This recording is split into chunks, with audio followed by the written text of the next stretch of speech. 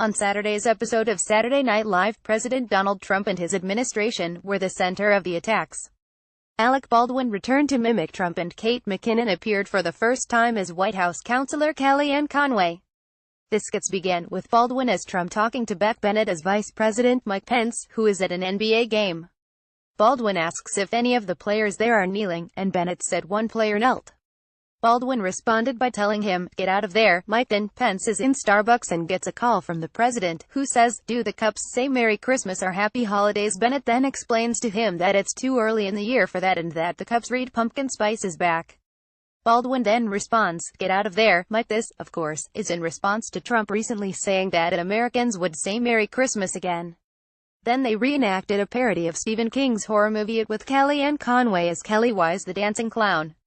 The skit begins with Alex Moffat playing Anderson Cooper losing his notes on a rainy night and they wash into a storm drain. Kelly Wise, played by McKinnon, scares Cooper when he looks into the drain and then she tries to convince him to invite her onto his show, Anderson Cooper 360.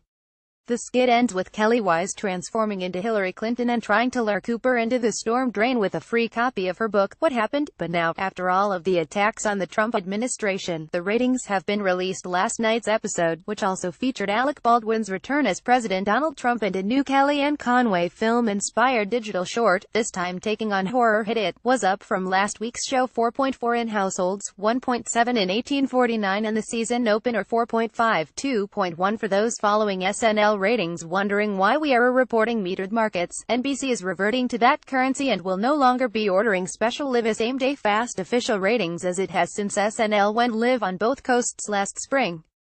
The metered market results include live viewing on the East and West coasts without factoring in those who watched the 11:30 p.m. encore in the West. While still below last year's big deliveries, SNL is starting to catch up, especially in 1849. Last year's Week 3 episode, which did not air live on the West Coast, drew a 5.0 in households and a 2.3 in the demo.